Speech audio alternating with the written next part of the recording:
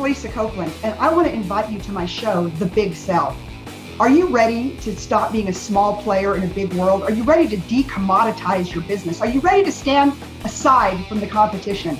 Join me every week on The Big Sell. Hi, everybody. It's Lisa Copeland, and welcome to Big Sellers, the art of making money. And as I promised everybody, I'm only going to bring absolute rock stars onto this show. I don't want to waste anybody's time. Like, we're all about selling big. We're all about what are the tips? How do we get ahead? I mean, think about last week's show. Who do we have on last week's show? Ali Rita. He broke the world sales record.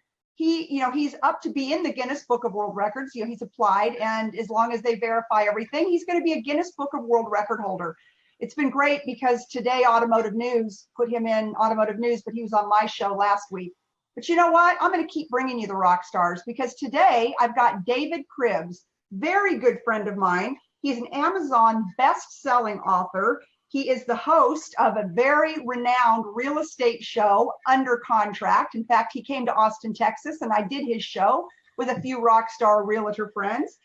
He's the co-host of Auto Dealer Live, which is where I met him probably 6 or 7 years ago, where he and his partner in crime, I like to call Mr. David Villa, they had me on the show. I can't tell you how many times and how they supported my career, and it's just such an honor. But I am so proud of David. I flew to Tampa a couple of months ago, probably a month or two ago, and I spoke at one of his events. He's an absolute icon in the real estate industry. He is taking it by storm. He's reverse engineering the real estate industry. How do you take an industry that has been doing the same thing over and over again and turn it on its ear? And that's what we're going to talk about today. When David was in the automotive industry, he held every position in the front end of the dealership. So there's nothing about David that is not successful and not amazing. And his first year in real estate, he was named Rookie Salesperson of the Year with a builder that is in 5 states, a very, very large home builder. So without further ado, I want to introduce to you my good friend and my guest, Mr. David Cribbs. Well, thank you, Lisa. Thank you. I'm sitting here listening to you and I was like, wow, that sounds really cool. But I can't believe some of those things myself, but so excited to be here, especially so early on. I mean, it's your second show. You just had the Guinness Book of World Records breaker in the auto sales. So what a pleasure. Thank you so much. Well, thank you for taking the time because I know you're a busy guy. Good grief. Couple things going on. Well, so I want to ask you a few questions. I want to take you back because I know a lot of people who are watching this today know you from the automotive industry. They've been on the Auto Dealer Live show. I mean, you and David absolutely have the show to be a guest on in the automotive industry. And so now I know a lot of people are going, well, wait a minute. I thought he was like the Auto Dealer Live guy. I thought he was in the car business. What's all this real estate stuff? So tell me, why did you make the jump from automotive to real estate? Well, thank you. I appreciate that. So, about 5 years ago, I joined Auto Dealer Live and David Villa. And we were working on an online training platform for dealerships that David could add to his product that he sells to dealers, advertising and direct mail programs and things like that. And so once we kind of got to a place where my position had matured and the job description was going to begin to change a little bit. So, I kind of took a step back and Dave and I, talked about it. And I decided to make a change. I wasn't sure the day that I left where I was actually going to wind up. And I really had always had this idea that I thought I would have done really well in real estate. And I had, like you had mentioned, I had done everything in the front end of the dealership. So my choices at that point were, do I go full blast and try to do my own training career and compete with some of these other big people in the auto industry? Or do I look for a dealership that I can maybe come in and kind of take over and do some things there? I thought about that. And then the third option for me to stay in the auto business was, I got a lot of offers from vendors to join and, do things with dealerships, but I really didn't want to travel. I wasn't prepared. I'm getting older, so I wasn't sure I wanted to get married to a dealership again and live there. So I decided, you know what, I'm going to give this real estate thing a shot because I really think I could do it. And if I could do it, if I could pull it off, if I could come in with a bang, then what it would show is that sales principles that I've been teaching and training work no matter what you're selling, right? So that was really my motivation. And did you come in with a bang or what? I did come in. I came in with a pretty good bang. You know, what's crazy is, you know, as I was going through that first year and successfully, I really was beating myself up the whole time because I was thinking, man, I'm really not doing as much as I could be doing. I really need to be doing more. So I started kind of bringing things to the builders in the building world and saying, hey, do this, that, we'll do this, we'll do that, with that, right? I'm used to, because I'm used to having more input also in what we were doing. So so I kept getting shot down like an Iraqi aircraft. And finally, you know, that kind of motivated me to say, well, I want to go beyond this. And so that's when I sort of made the transition. It was actually about 6 or 7 months ago. I had been with the builder 1.5 years. And so I decided to transition into general real estate so that I could. Whoa. Let me ask you this. Were you afraid that you were going to lose your title as Rookie of the Year as the #1 salesperson? Is that why you quit? No. I just felt restricted. I felt like I'm only going to be able to do so much. And there was nothing wrong with the builder. It's just, I think that I kind of took them a little bit by surprise in the sense that, like, why aren't you satisfied with, you know, just doing what you're doing? Because like we don't have time for all these other things. We're building homes, and, you know, they had a bigger picture. And you know, great builder, great company. I just, you know, wanted to kind of break free and do some more things. You know, and I love that you said that, because whether it's a home builder or it's an auto dealer or anybody in between, there seems to be such a lack of imagination when it comes to, you know, the big corporate structures. You know, I struggled with that during my time. I'd say, oh, I want to do this, I want to do that. And they're like, hey, just keep your head down and sell cars, right? You know, we don't want to go too far off the path. And so I think for people like you and me who are truly entrepreneurs to our very soul, and we're always trying to re-engineer it, we're always trying to figure out a better way to skin the cat. And I know you were watching the show last week with Ali, and, you know, and I said, oh my gosh, for you to be the world record holder, I bet you had to work bell to bell, 6 days a week, 7 days a week. And he said, no, Lisa, I worked Monday through Friday, 9 to 5, because he found the right way to do it. And I think that's what you've done within the real estate industry. And I want you to explain to everybody. So you're a licensed realtor, and so is your wife. And so, you know, you guys are selling homes, but I want you to tell people, I mean, it's so brilliant what you did. You know, you've now decided to be a resource and to train your competitors. And when I was in Tampa talking to the several hundred realtors that were sitting in the room at your event, you know, I said, you know, at the end of the day, this is so amazing, but just know this: the minute every one of you walk out the door, you're all competing for the same clients. And they were like, oh, yeah. And the whole time, you know, you are so forward thinking. You're so out there. You're out and you're training your competitors because you're not afraid. Yeah, well, you know, the thing is that, you know, and you'll probably, if you don't know already, I do follow a lot of Grant Cardone's philosophies. I just love a lot of the quotes that I've heard from Grant and different things. And I only bring that up because I like to give people credit when I use their stuff. So one of the things that I heard him once say that really stuck with me was, there's no shortage of success, right? There's no shortage of success. That means that, and I truly, really do believe that. And I want everyone to be as successful as, I want the best for them. And I really do mean that. Like, I really want everyone to succeed. If everyone were succeeding, I doubt we would have the negativity that we hear all the time. So, but there is no shortage of success. So I can go up and share with my competitors what's going on. You know, maybe I would think differently if we were in a tiny town and there were only 2 ice cream shops and we were right next door to each other. I might not train the other ice cream shop. But when you're in a field where there's just incredibly, almost unlimited sources or resources, I don't think you have to worry about that.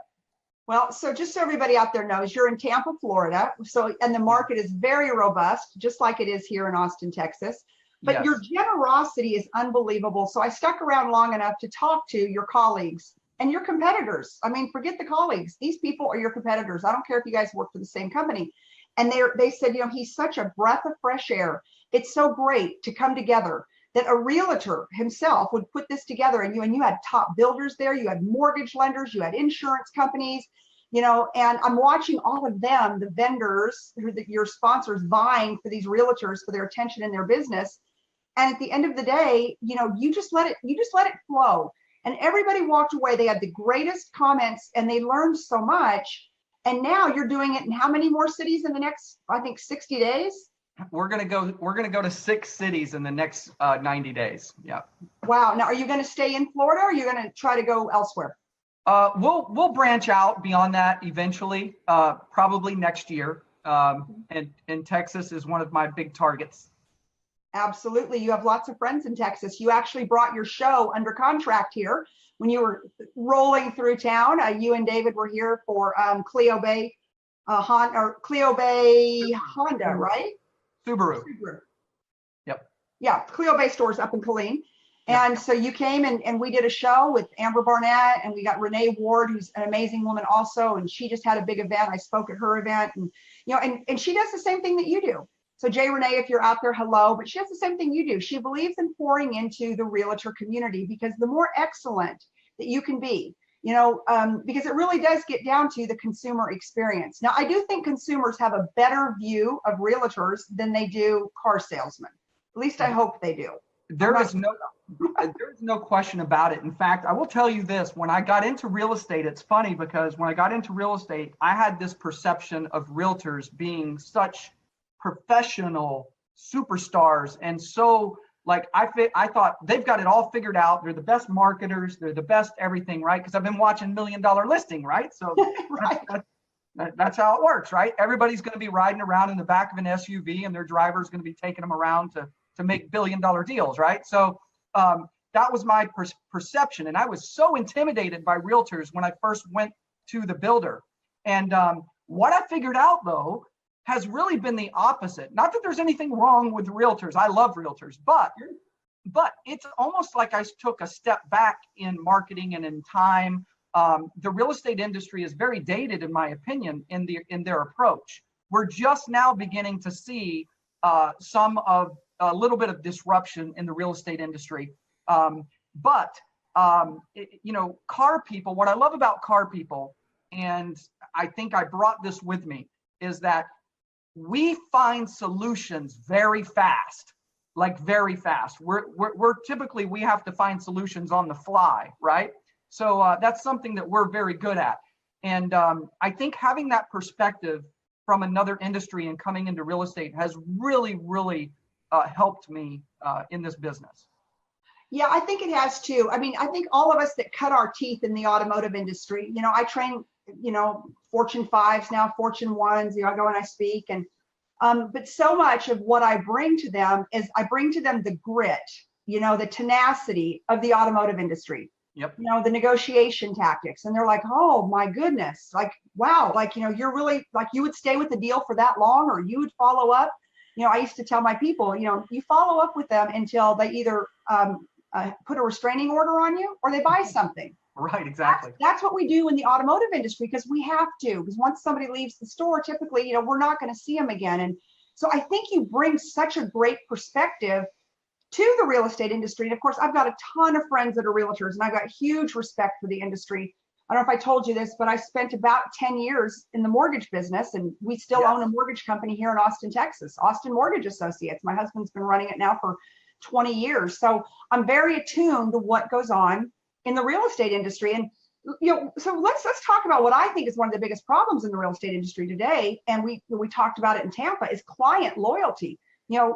Gosh, it's story after story. And, my husband's told me stories, and I remember stories from when I was in the mortgage business, and I would do a loan app, and then they would say, oh, by the way, I'm not going to work with Mary, the realtor, anymore, but you can still do my loan if you want to, because I don't want to go through all this paperwork again with someone else. I'm like, okay, right. Yay me. But just that lack of loyalty. And so what is your take on that? Here's what I say, Lisa, and I know that some realtors, I got to kind of do this a little bit delicately, but I think when it comes to loyalty in the real estate business, shame on us. Shame on us. One of the things that I will share just real quickly, the statistics of realtors that make it in the business are very similar statistics to the auto industry. 80% of the realtors in the first year won't be here. So that's part of the issue. But beyond that, I think that right now real estate is easy, in my opinion, meaning that we know the market is booming. There's lots of buyers out there, especially here in the Tampa Bay area and in Austin. So, and we've seen in the car business the last few years that we were back in the heyday, right? We're breaking records again. And what happens is the clients become, even though we value our clients, they kind of become a little bit less valuable because they become somewhat replaceable. So if I think that a shortage of clients, realtors would begin to appreciate them a little bit more, and they would do things that whatever it took, right? Whatever it takes, they would do things to keep that loyalty. I think, and this is something that I think that is part of maturing as a salesperson, is understanding that everything is your fault. And I mean that, like, everything is my fault. I really believe that. Like, if I go in and I talk to a client and they have a bad attitude and I don't get the listing, and I come out and I'm like, and they say, well, what happened at the listing appointment? Oh man, it was pointless. It was a waste of my time. That they had a bad attitude. No. I walk out and I say, look, I screwed that one up. I screwed that one up because I couldn't take someone with a bad attitude and turn them around. So I got to fix this, right? So that you've got to take responsibility. So that's one of, the sales tips. And I wanted to get into a few sales tips, just, raw sales tips, if I may. Yeah, preach. I mean, come on. We have so many people on here, and lots of them that are friends of ours from the automotive industry and in the real estate industry. So that's what I promised. I would give them David Cribbs live and raw. So preach it. Let's go. Thank you. Because, so often I'm on the shows and hosting the shows, and I really don't get a chance to get into a lot of this stuff. But I will say this, that, I look back and I think about, well, what really, because people ask me, they're like, well, what are you doing? What are you doing? What are you doing differently? All these things. And the bottom line is, it's funny because you had some boot camps, I believe, or some shows called Sold Out. And the truth is, the only reason for my success is that I'm sold on what I'm doing, but I get sold prior to whatever it is I'm going to do. So a lot of people get into sales and they say, you know what? I just love this opportunity, man. I think I'm going to give this a try. I'm going to try out this sales position. Well, my advice is never test drive a sales position.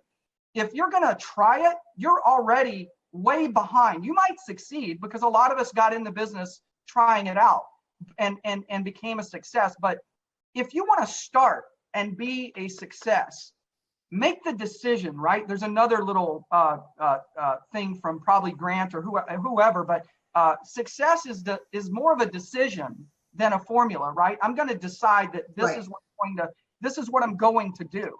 Mm-hmm. So, and the best way and easiest way, because I also think that the things that I choose to do become very easy for me. Not that I don't meet resistance and that I close 100% of the deals. That's not reality. But the reason I can be consistently successful is because I'm totally sold out. And I mean, like, stupid sold out, right? Like, you're not gonna, like, this is the end and I'm going right there, right? And so, like, if I go see a movie tonight, right, and it's a blockbuster movie and I go see it and I'm like, holy crap, what a movie, right? I'm coming home and I'm going to tell my wife, if she wasn't there with me, honey, you're not going to believe this. No, you don't understand. This movie, I'm telling you, it went here, it went there, whatever. You're going tomorrow night. You got to see this movie, right? So we get more excited about a $12 movie than we do a $10,000 commission, by the way. Now, scratch your head on that one. So it really infuriates me when I see someone that doesn't really see it or isn't really sold on it, right? So the first thing I would say is you've got to be sold out. In fact, again, sort of a Grant thing, but you are giving Cardone way too much love on this show. He probably has somebody watching it. Either that or he's still trying to fly the jet home from Vegas from 10X. Come on. Right.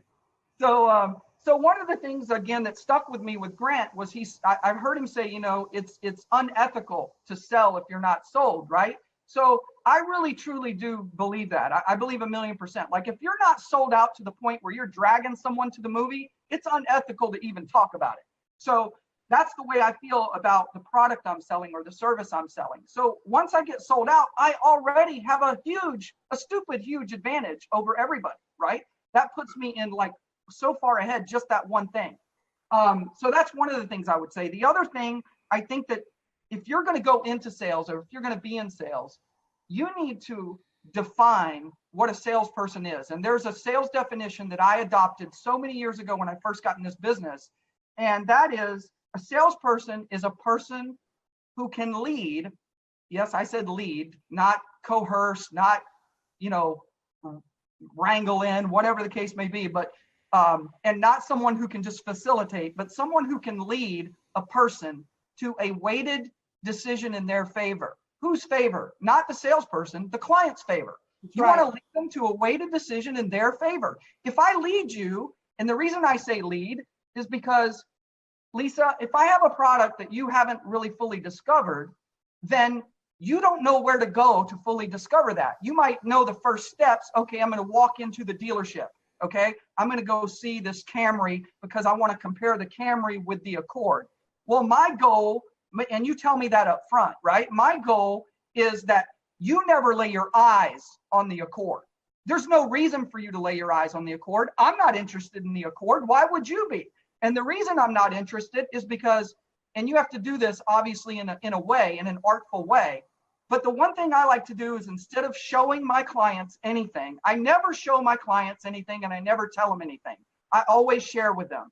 I want to share with you what makes this car different than the other one down the street. At the end of this, you get to make the decision. That's the good news. I'm not even going to ask you to buy the car from me. I won't even ask. But you get to make the decision. Today, all I want is the opportunity to share with you what it is that we have. And if you are going to make a decision between this car and this car, I would say you owe it to yourself to at least allow me to share this with you, right?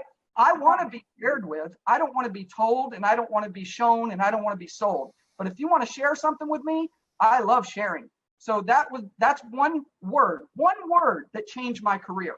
So share versus sell. So one of the many big ideas we're going to get is that you're going to share it versus sell it. Right. And you're going to share versus tell, and you're going to share versus show, all those things. So that's the one thing. But so defining what a salesperson is, someone that can lead a person to a weighted decision in their favor, allows you to lead without having to control the person.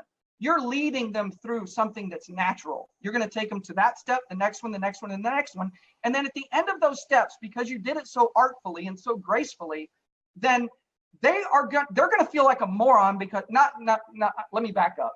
I probably shouldn't use that description, but the point is that there's going to be so much evidence that they're going to be like, I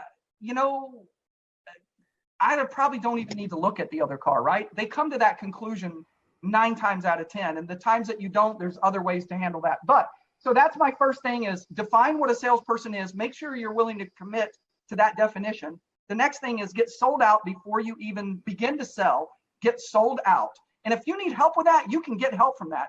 And the clue to get help from that is to go find someone who's sold out. Find someone who's sold out in the dealership and say, hey. Yeah, because all my courses, I used to say, you have to be sold out for your clients to be bought in. How can anybody be bought into what you're doing, what you're selling, how you're doing it, if you're not sold out yourself? This is why I've always liked you. And you and I didn't even have a pre-conversation about this, but we are cut from the absolute cloth, same cloth. If I don't love it, I can't sell it. Yep, and absolutely. More importantly, I won't sell it. Not that I can't, but I won't. I would make a decision not to represent that product, that brand, or that service, because then I would be being inauthentic, and then I can't sell anything inauthentically. But I'm like you, man, if I like it, I'm sold out. I mean, you're going to buy it. You're going to buy it because you're going to see how much I love it, and I'm probably going to own one too, and I'm going to get you so excited about it. But that's how we do it. I think that's why we're successful, David. I think exactly right. And the same thing goes with spending your money. I had a conversation earlier today. This is an actual conversation. I had someone that's very interested in sponsoring my show, which, by the way, I've picked up a number of sponsors, so I'm real happy about that. But I had someone that was interested in sponsoring my show today, and I'm on the phone with this prospect, I'll call him. But they said, hey, here's what I'd like to do. I'd like to spend some money and sponsor your show, and I'd like to give it a try for a few months and see where we're at. I said, I'm sorry. I love that you're interested. I think it's exciting. I'm so excited to do other things with you. But as far as the show goes, I wouldn't be able to do that because I don't want any sponsor on my show that wants to try it out. I want a sponsor that's sold on where we're going and if I need time to share that with you and give you a better understanding of where it's going so that going in that you're already going to see returns like day one, right? So, and I'll share all that with you to get you there, but I definitely don't want anyone going into sponsorship of my show with the idea of they're going to try it out. So when you're spending money, it's the same thing. So a couple of other things I wanted to share with you because this is something that has served me very well in real estate and in car sales. One of the and with my show and what I'm trying to do with builders and agents and education, I always prospect in the very same place, Lisa. And I'm going to share with your audience where that place is because it works in any industry.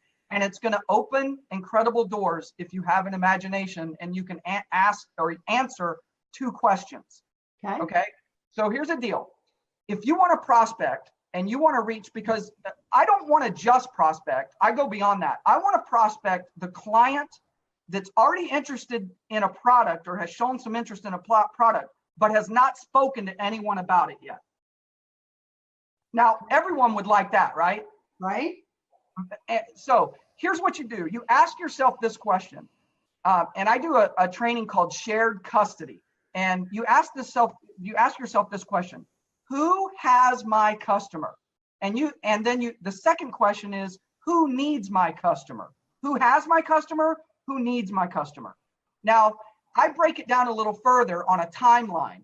I break it down at the moment that I sell something. I want to know who has my customer prior to that. Once I sell that customer, I want to know who needs my customer now that I have. So I break it down on that timeline. Now, here's an example of how that will help either a real estate agent, a car salesperson, or whatever industry you're in, right? So with real estate, for example, I have to think about when a person starts to think about a home, what are they doing? Where's their first step before they think about a realtor, before they think about a builder to go to, anything? What are they doing, right? So financing, maybe talking to banks, financing, banks, mortgage companies, insurance companies. Spot on. Robbing a bank for the down payment. Yep. Another thing would be just like third-party vendors, all that stuff, right? But another one, which really hits home with me, are schools. Right? Schools are very important to especially first-time buyers and millennials right now who have kids, right? That are jumping in this market like crazy. Schools are important. So I know if I look around my town and I look at the A-rated schools, right? Now I know they're researching first, where are the good schools? Then they'll get to the communities that are available in that area and the houses, and then they'll start talking about maybe finding a realtor. So what I want to do is I want to get information on those schools out to the public in the form of either Facebook ads, YouTube videos, whatever the case may be. So now I'm capturing someone by giving them this school information where they're going first before they meet a realtor, right? The same with mortgage, all the ones you mentioned. So it's the same reason that we mine our service departments and dealerships, right? You're trying to catch the person prior to them getting in the market or pulling them into the market, getting their attention, things like that. So that would be, one tip. And then who needs my customer? Well, why do you need someone after the fact? Why do I need someone that needs my customer after I use them? Because now I can leverage every one of those people or businesses that need my customer on top of that. So let's just say, for example, that in the real estate business, and I'll give a car industry example as well, but in the real estate interest, what happens after you buy a home? Typically, you move into a new neighborhood, you buy your house, And the next thing you know, all these, I just bought a house about 6 months ago. For the last 6 months on my door, almost every day when I come home, there's a door hanger, how to keep your grass green, the sod company, the painter, the handyman, every alarm company, every service you can think of, right? Mm-hmm. So that means they need me, right? They need home buyers, new home buyers. So as a realtor, I have people that just bought homes. They're my clients. Now I know all these other businesses that need them. So now I go to these other businesses. It's called leveraging, but that's how I fill a room full of sponsors. But you can apply it to anything. You can apply it to anything you're selling, and you can partner with those companies. So now here's an example in the car business, and I'll use a person, by the way, Kenny Landrum. Kenny Landrum partners with the Chick-fil-A, the local Chick-fil-A store, and he gives out. And why don't we tell everyone who Kenny is? Kenny's a rock star. Kenny sells a bunch of cars. Yes. He's at a Toyota store in Kentucky, Bowling Green, Kentucky, and he's a social media and community person. He does a lot of community projects, but I would encourage anyone in sales to think about who has your customer before you see them and who needs your customer after you see them, and you can create so many partnerships that leverage and just benefit each other. So that's one of my tips. The other tip I'm going to give right now is I'm going to share something that goes through my mind and something that helps me on every single sales call, because I believe in a lot of cold calls, contacting people, making appointments, whether it's in person. We have a lot of people watching, I'm sure, like David Villa's team, that they cold call all day. They're cold calling dealerships, right? So the tip that I would give anyone, and kind of a mindset thing, is you have to understand that if someone is willing to meet you, if they're willing to meet, whether that be on a phone call conversation appointment, or they're coming into your product, or you're meeting them out at Starbucks or whatever. But if they're willing to meet, they're willing to buy. If they're willing to meet, they're willing to buy. And I'll even take that a step further. Not only are they willing to buy, they're rooting for you. They're rooting for you. And now on the appearances, it may not seem that way at all, because let me just kind of run a scenario by you. I call up a builder that doesn't know me from Adam.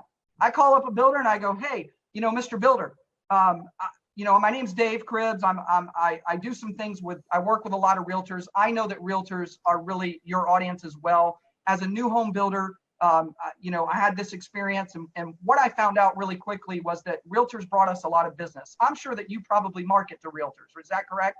Yes, we do. We do a lot of things with realtors. Oh, okay. So of the new homes you're selling, is the realtors that are coming, is that about 50% of your business or higher? Oh, we do about 70% realtors. Great. Look, I have something to share with you, because I come from the builder world, and I know for a fact that we used to spend thousands of dollars to get in front of 30, 40, 50 realtors. I have a few ways where I can get you in front of those realtors, not only for free, but if you'd like to get in front of hundreds or thousands for a lot less than you're spending to get in front of those 30, I'll be happy to share what I do with you. Right?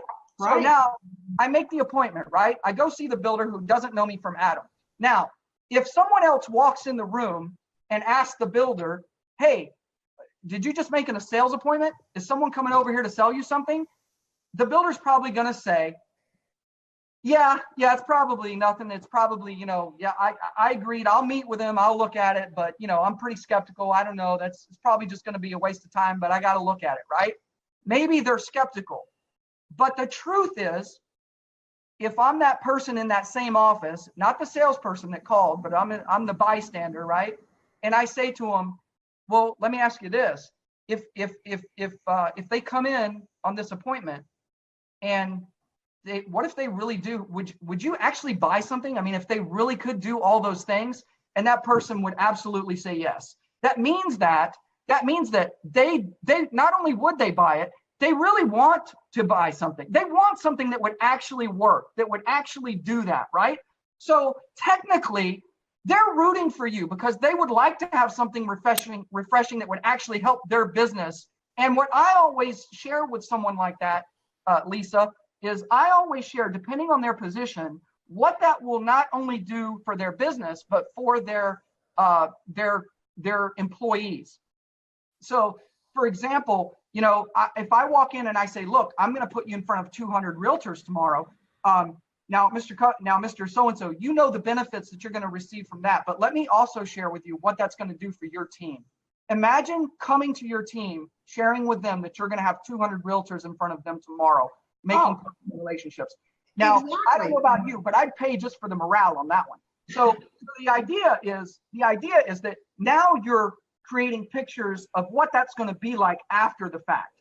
And it's, so I'm sorry, I'm going to get into selling, but the point is that, look, everyone you meet with, if they're willing to meet, they're willing to buy. And not only are they really willing to buy, they're truly somewhere rooting for you. Well, and I love that you say that, because I use the rooting for you. In fact, and we wrote about it in our book, Crushing Mediocrity. It's so important, and who could not root for you? I see all kinds of people on here that I know that you don't know. And I guarantee you every one of them is rooting for you right now because of the passion that you've got for your industry. And I want to get into selling, but then I don't want to get off before we talk about technology and my wonderful sponsor of this show, QuickPages, which is probably one of the best technology I've ever seen. To be able to send a little quick 30-second video to your customer, whether you're a car person or if you're in the real estate or your insurance business. Hey, thanks a lot for the meeting today. I'd love to follow up. Take a video, send it from your phone, text it to them. I mean, technology, it seems like, is also lagging with realtors and with car people. I mean, I see it. Like, it's like, why is everybody not on something like QuickPages, or why is not everybody on, Facebook and doing videos like you guys do? And Sean Hayes, our good friend out there, who's just all over it all the time. I mean, why? The world wants to know. No, you know what? Here's the thing. You're spot on.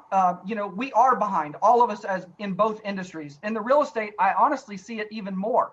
But I can share with you that I wrote an article. It's funny. I wrote an article for Dealer Solutions magazine about, gosh, it was probably 3 to 4 years ago.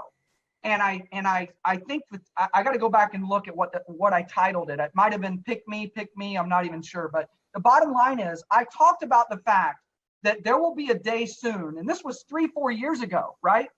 I said, there's going to be a day where a client doesn't drive in and wind up with a salesperson. They choose who their salesperson's going to be before they ever even go out of their home. So this is what you're getting into. This is what we're seeing with people like Sean Hayes and Elise Kephart and, all these rock star people that have moved sales to a new place, right? They're becoming sales celebrities. And I want to buy my car, by the way, from Ali and no one else. And that's why I'll stand in line when there are 100 people waiting to buy a car from him. Exactly. I would buy anything that Ali was selling. He is the most kind and humble. And he just kept saying, well, thank you for having me on the show. I'm like, well, thank you for breaking the world sales record, Ali.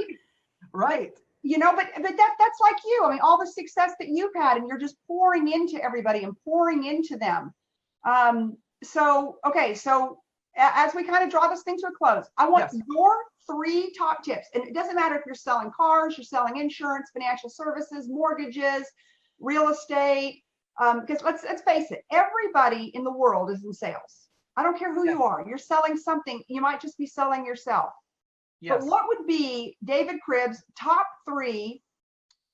Not up for negotiation tips to take your sales business to the next level, like starting tomorrow. Like, let's just get people in action tomorrow. Let's get them moving. So much. So the first thing is, you really need to re-examine: are you truly sold out? Are you really sold out? And if you're not, then get back to that place, because I'll even get a new job. Correct. And here's an interesting way to get sold out. If you're not sold out, it's because of a reason. If you're not sold out, it's because, hey, our dealership is 12 miles off the beaten path and we don't get the traffic that they do over here. Okay. Or, hey, our internet department gets all the leads and then I don't get the leads, right? Or, whatever that reason is, or my sales manager sucks because blah, blah, blah, blah, blah, right? So I always share with people that whatever the handicap is, it's actually truly the best thing you have going for you. And here's why. Because now, if I'm a small dealership in a small town, now what that means to me is that number one, I've got a captive audience. Okay, I can own my town. I can pull people from the big town my way. I just got to get creative to do it. We see guys like Lasco Ford, who have in a smaller town just killing it, right? We see guys like Lasco, yes. Yeah, Matt Lasco. We see Matt and Jay. We see guys like Glenn Lundy, who is in I forget where he's at, but I'm not sure. But there are dealerships that are doing $800 900 units in a place where they shouldn't be. Fiat's in Texas, right? Fiat's in Texas in a brand new line in truck country, and you're number one in the world, Lisa Copeland. So the disadvantages can become the advantages very quickly, right? Because you got creative. You knew how to market that little Fiat. You took it out in the community, let them discover it. You gave them something cool and different. You put a fierce sales team together of mainly women, right? That were dynamic. So and you poured into them. So I would say that you got to get back to sold out rather. And no matter what your handicap is, turn it around to make it your advantage. So that's number one tip. Okay. Number two tip is don't let those around you or even the industry define what tomorrow looks like. Don't let them define what it looks like. Love that. Don't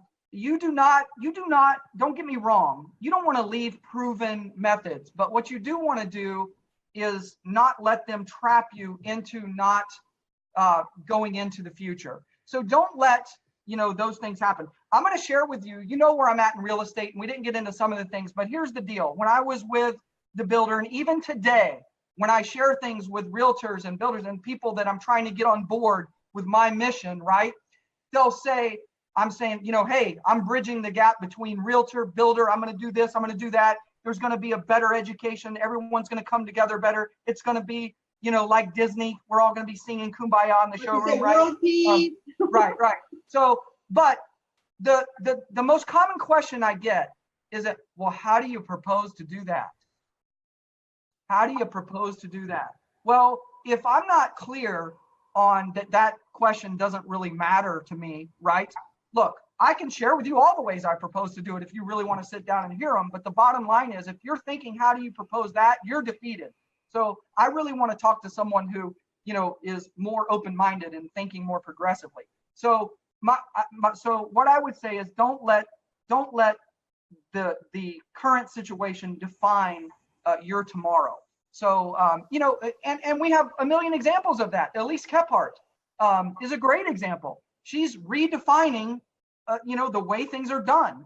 You redefined it at Fiat. There's many, many examples. So that would be my second sort of thing. The other thing, and I don't know if it's a tip so much as it is a revelation that I had, but I will share this with you, whether it's the auto business, real estate, or any other business. The business is much bigger than you think it is, and the opportunities are greater than you think they are. In most people in the dealership world think that the only thing in the world in a dealership is, salesperson, inventory, BDC, finance, closer, new car, used car, GSM, GM, owner, right? That's not the auto business. That is a dealership, yes, but the auto business is not only much bigger than that. Who would have dreamed 5 years, 6 years, 8 years ago, as I'm sitting in a dealership, who would have thought that I would be, hosting a show that all the auto dealers in the country are watching, and true global companies like TrueCar are sponsoring us. And I have a microphone and a voice in this industry, and I'm writing articles and writing books and being on shows. And who would have ever dreamed that? I never knew that as a salesperson, right? And I'm not saying that everyone has to go down that path. What I am saying is, we know how fast things are changing, and the business is much bigger, and there will always be amazing opportunities in whatever business you're in. So start looking at all the things that you can do and reach your potential, right? That's the thing. You know, Yeah. I've been successful, but I've so far not yet been satisfied. And it's just because I don't think that I've arrived where I can go yet. Well, I have a feeling after this show, Grant Cardone's going to chase you down and offer you, like, you know, Jared's job, maybe, you know, just because you're such a fan. But, you know, and I used to tell, you know, I tell people in the auto industry all the time. I was with a young man on Saturday night that he was at an event we were at, and he said, you know, I'm the #1 salesperson in my store, and I've got 4 units out for the month. And he was #1 last year. And it's just, you know, we all know in the car business, February is a tough month. And I said, you know what? I don't want you to worry about it. You know, we're gonna sell 17 to 18 million cars in the United States of America in the year 2018. That's what the prediction says. And you have a very hot line. You know, he represents Volvo, and Volvo's got some great products coming out. In fact, I named one of them the XC40 Best in Show in Chicago a couple of weeks ago when I went and covered the Chicago Auto Show.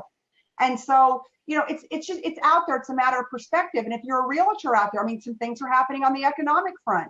I mean, again, we're in the mortgage business. My husband is, and I you know, rates are 4% or 5%, whatever number he said. It's a lot more than the 2 point whatever it was when I bought my house. You know, rates are on the rise. Inventories are limited. You know, multiple offers. You know, right. Do you quit, or do you just get your hands dirty and say, you know what, a no, you know, to get a no, to me, is the start of a negotiation. So yes. See, I have to hear a no before I can ever start negotiating with somebody. Because if you're a person who's out there and you start like blah, blah, blah, blah, blah, and the people want, but I just want to buy it. Yes, then you're not a good salesperson. So negotiation starts at no. So we all need a no to do what we do best. Like, you know, to go in there and make the magic happen, to get the deal done. And, you know, so there are a lot of obstacles in the sales business. And I think the thing, David, that you and I agree on, and I want to say it to everybody watching this show and who will watch it in 10 days from now or whatever. And I think Ali would agree too. You know, if you're not where you love, if you don't believe in your product, if you don't believe in your company, if you don't believe in your leader, whatever it may be, leave. Really, I don't know that you can get that back. You know, I really believed in that fiat. I mean, I really believed, you know, in the car, but more so, I believed in the opportunity to revolutionize the auto industry. And, you know, to be able to sell cars out of a shopping center, and, you know, gas was $5 a gallon. You know, we had a lot of good things going for us, and we had a lot of things going against us. So we chose just to think about the good stuff. Gas was $5 a gallon. That's all we would talk about. I didn't talk about the fact that, you know, the SUVs and the trucks, it doesn't matter, because I was bought in on the car and the opportunity. But I feel like, and I know you agree, that if you cannot be that person, if you cannot be bought in, to the company you're working, whatever it is, you need to go, because I don't know that anything will ever do that. And I think that's what ruins great salespeople's attitudes. And I'm not saying that, to me, the great ones are going to make it happen wherever, but I think the great ones know where to go. They land and they stay because they believe. You know, I think it's the ones that are helter-skelter, David, that, you know, that jump around between real estate brokerages, insurance companies, car dealerships. It's like, oh, I had a bad month, I'm out of here. And it's like, okay, you know what? It's two things. Either you don't do, you're not doing what you love, you don't love who you do it with, you don't love your product, or you don't love yourself, right? Because, I mean, sales is it's a journey, and it is not a marathon. I mean, it's a marathon, it's not a sprint. And that's what makes the great ones. So, and then real quick, I want to hit on technology. It looks like we still have a lot of people listening. Technology, you know, let's talk about Facebook Live and things like that. You know, I see, absolutely. In fact, I think somebody at your event talked about it. I spoke at another real estate event here recently, and they had a social media expert out there, Car People. Sean Hayes is just such a great example. You know, it's getting out there, and it's getting a camera, and it's just talking and showing people, because we live in an on-demand society. And I might see something on Facebook or on Instagram, and you might be a realtor, or you might show me a car. In fact, I just saw a car on Instagram, a friend of mine at a dealership, and she had put it up in a video, and I called her, and I'm like, yeah, I'll be down tomorrow to see that car. I want it. At least I think I want it. We'll see. Right. Anyways, you know, so, but, you know, giving people access. We have the ability to give people access. Like if you're out, like if you were walking a new home, or if you were walking a house and you loved it, I mean, if the house is for sale, why not take a video of it and go, oh my God, I am walking through the most magnificent house. This thing's only like $140 a square foot. Someone needs to buy this thing. I mean, that's what it takes. That's what it takes to be great.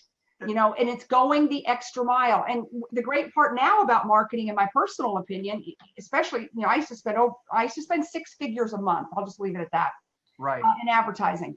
And now I think so much of that can go away because people are not looking at traditional advertising channels anymore. They're on social media. Pick up your phone, take a video, talk to people, educate them. I love what you said about, talking about schools, versus being a specialist in a certain neighborhood. Be a specialist on education or on something that not everybody else is doing, right? Setting yourself aside from the competition. Yeah, and here's the thing: it's never, ever been easier. You don't have to get the lucky break in order to be seen now, right? You can go on and have everyone at your disposal any second, just carrying your phone, absolutely for free. It's amazing. And here's the best part of it: it's funny because I had a couple of realtors approach me just a couple of days ago, and this realtor said, look, I love what you're doing. I've made all these videos. I've got them. They're sitting there. I just won't release them because I don't know. I don't think they're good. I'm scared. I'm all this other stuff, right? I go, let's see the videos. Come on, pull them up.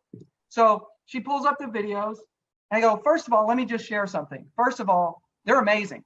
They're amazing. Now she's just sitting in her office in front of her laptop saying something about, hey, what's stopping you from buying a new home, blah, blah, blah, blah, blah, right? And I said, I'm going to give you a couple of tips. And I said, but I want you to know that number one, you look amazing in the video. So don't worry about that. And you're very articulate. Don't worry about that. And I said, I have a couple of things to share with you. And that's it. I said, I'm going to give you 2 tips. And I said, instead of asking what's stopping you from buying a home, because no one's going to reach out to you and say, oh, I saw your video and here's what's stopping me, right? They're not going to do that. I said, here's what you do. You pick the top 3 reasons you think that something is stopping people, whether it be they're not sure if they qualify, they're waiting to sell their home, whatever that excuse is. Pick your top 3 and then do the video and say, hey, I'm Susie with Remax, and here's what I'm seeing right now in the marketplace. I'm seeing that people are hesitant about buying homes for the following reasons. Number one, they're concerned about qualifying. And I totally get that. I would be the same way. Here's a solution for that, and start going through that. I said, and the only other thing is add text so that people, like a caption, so that people can read it if they're not able to have their phone on or their volume on. I said, other than that video is perfect. You need to release all of them right now. And I also shared with her, because I don't explain or don't tell, I share, right? So I also shared with her that, the good news is this, and I really do mean this, and it's fact. The good news is the more raw, the better. The more raw, the better. If you stumble over your words, don't retake it. My gosh, don't retake it. Share it. You just made more connections with the stumble than you would have had you done it perfectly. So don't let that stop you. Remember, we talked about the reason the handicap is what's stopping you. Make it your friend, right? Make it the advantage. And that really is an advantage with raw video. Well, tell everybody out there, how can they connect with you? Do you have a website? I know you've got sales training.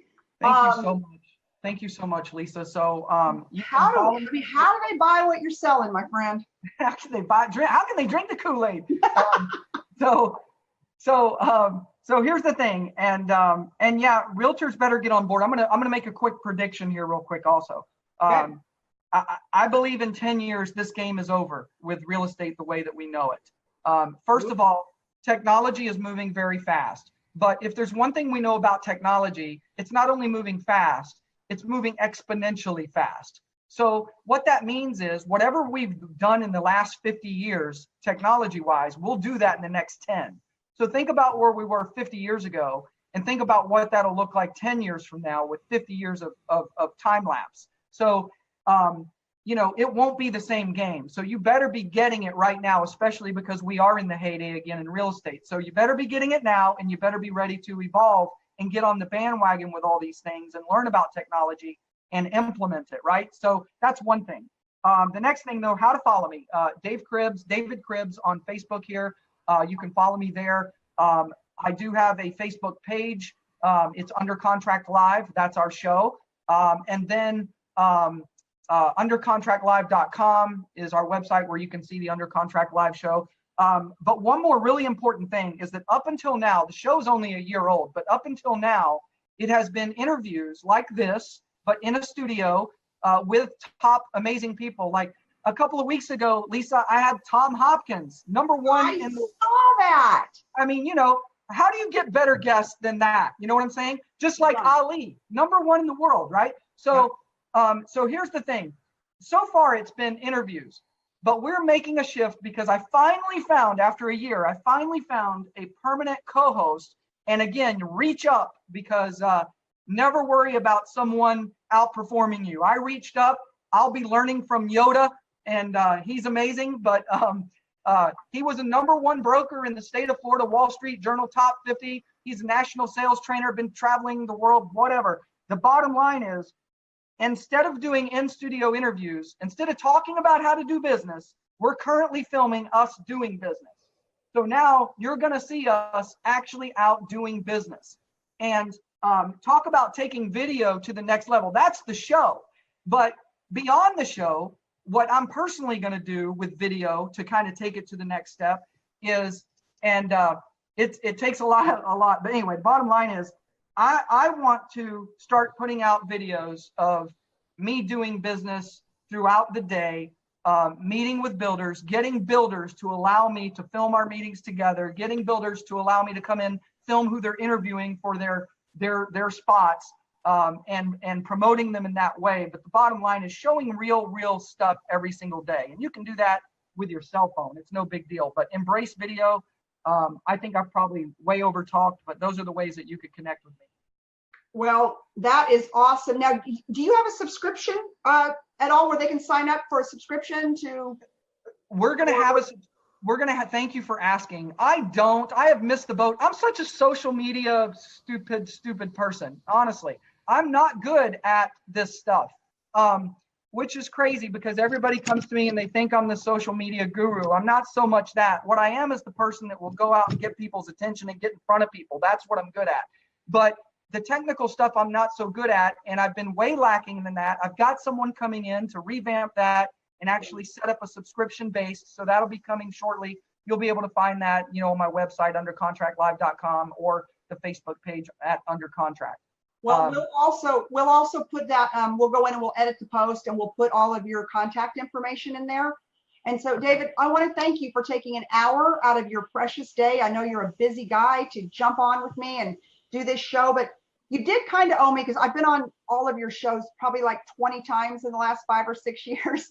And I'm kidding, because you guys, again, you've been so good to me over the years, and I wish you continued success.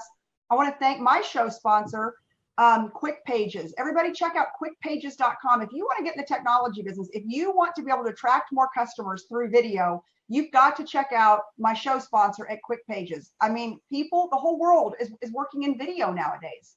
And if you want to take your sales game to the next level, that's what you're going to do. But David Cribbs, I love you. You're the best. I know we're going to have you on again. Are you going to come to Texas anytime soon and do another show Under Contract? Because we need to get that lined up. Oh, I'm coming to Texas. In fact, we're putting together some a little Under Contract Live tour. I'll make sure that you have all of that, and of course, you're going to play a role. So, and anything I can do for you, all you have to do is send me the date and the time, and I'll travel around the world wherever you want me to be. I'm there.